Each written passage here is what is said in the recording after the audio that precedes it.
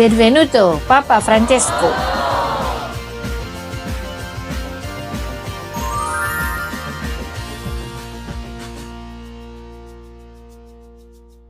Salve, salam sehat buat kita semua. Kita ketemu lagi di YouTube channel kabarbaik.id. Hari ini saya Ruli Rarasati akan ngobrol-ngobrol tentang kabar baik. Nah, kabar baik hari ini saya ditemani oleh Romo Justinus Sulistiadi. Selamat siang. Selamat siang, Ruli. Ya, hari ini kita secara khusus akan membahas mengenai kabar baik. Apa sih kabar baik yang akan disampaikan pada hari ini? Kabar baik, Iya. dari kata Yunani euangelion. Eu itu artinya baik, gembira, bahagia. Angelion itu kabar. Istilah itu diambil dari kitab suci Perjanjian Baru. Kita tahu Perjanjian Baru ditulis dalam bahasa Yunani. Kalau Perjanjian Lama ditulis dalam bahasa Ibrani, terselip Aram dan sebagainya. Nah, istilah kabar baik itu ya kita mengikuti kitab suci. Kalau di kitab suci itu apa?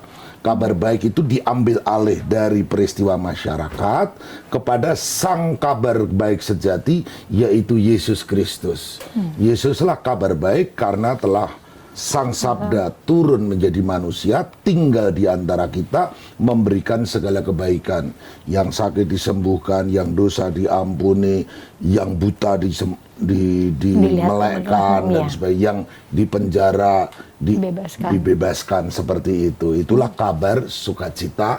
Nah, makanya istilah itu diambil untuk keempat Injil kita, ya kan? Matius, Markus, Lukas, Yohanes itu. Nah, kabar baik tentang siapa? Tentang Yesus Kristus adalah sang kabar baik. Begitu kurang lebih.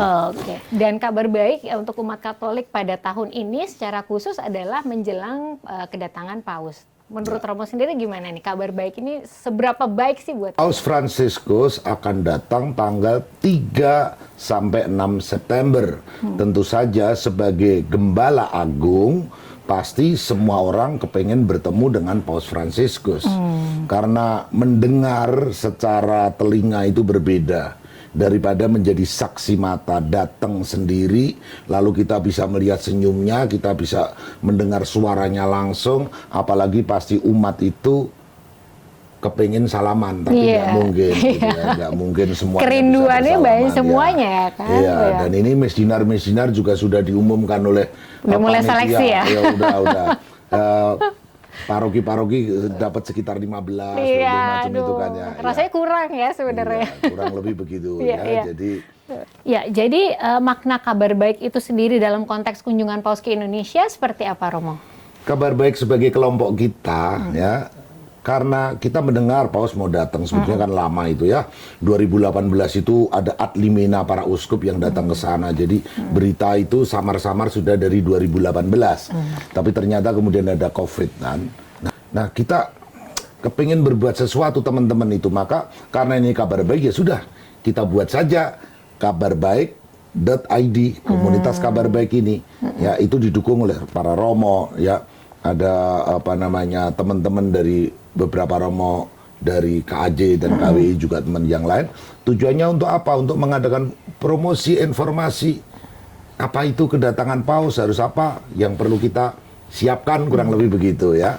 Dan selain itu juga kita akan mewartakan nilai-nilai universal Gereja Katolik terkait dengan kebenaran, keselamatan, iman, moral, ajaran sosial gereja, dan yang lebih penting dari Paus itu adalah apa? Isu global warming dan renewable energy.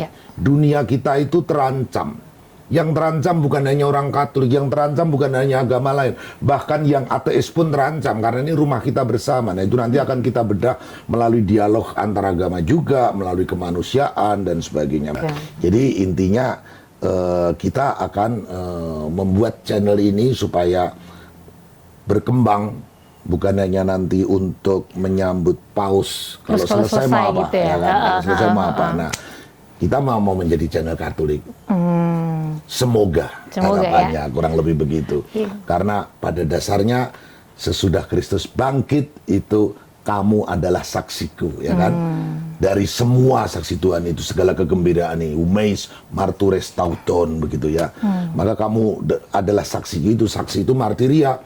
yang nanti menyebar kepada liturgi, kepada persekutuan, kepada pelayanan diakonia, kepada pewartaan kerugma. Jadi begitu. Setiap promosi informasi pesan di Kabar Baik ini melalui platform medsos. Ada YouTube, ada YouTube Short, ada TikTok, ada Instagram, ada podcast, ada website, ada Facebook, apalagi yang belum disebut. Nah, itu nanti kurang lebih begitu. Jadi semua platform online akan hadir dengan nama kabarbaik.id ini. Iya ya? dong. Oke, jadi Ini, memang tidak berhenti ya. Iya. Kabar Baik itu harus terus diteruskan Betul. ya. Jadi kalau yang serius, yang baca di website, yang kepengen yang singkat-singkat, Lebih fun gitu ya. lebih fun itu pada TikTok sambil goyang-goyang, begitu kan, kurang lebih begitu. Iya, yang penting semua informasi intinya ya dari bentuk promosi-promosi ingin menimbulkan keriaan ya. Betul, Karena ini adalah kabar ya. gembira, harusnya kita juga gembira ya. Betul.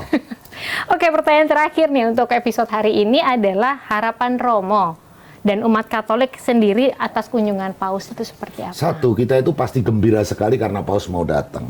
Persoalannya, Apa ini? Paus jalan 88 tahun. Kadang sudah di kursi roda.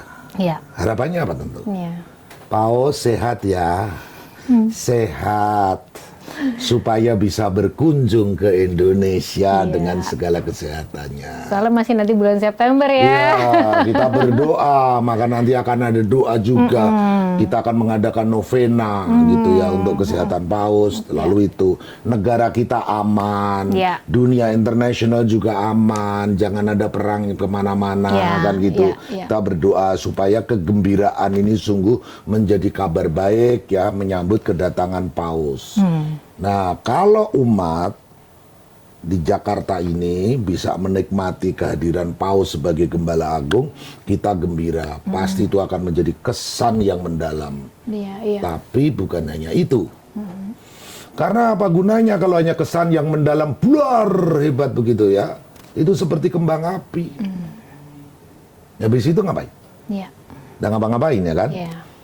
Nah, supaya tidak menjadi kembang api, apa yang menjadi pesan dari Paus, harapan Paus kepada gereja Indonesia, apa yang menjadi harapan gereja Indonesia yang mungkin akan disampaikan kepada Paus apa saja itu perlu kita olah sesudah Paus. Bahkan ini menyiapkan ini juga mulai mengolah pengenalan tentang Vatikan, pengenalan tentang apa itu Roma, pengenalan siapa Paus.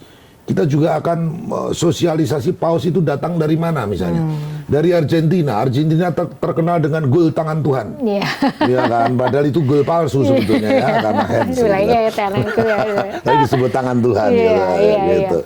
Nah, kita akan membedah nanti apa yang menjadi perkataan Paus. Dan sebetulnya kayak dokumen Laudato Si Fratelli Tutti, dokumen Abu Dhabi, perdamaian dan kesejahteraan dunia, soal global warming ya kan, soal inklusif kapitalisme, Paus juga bicara itu ya.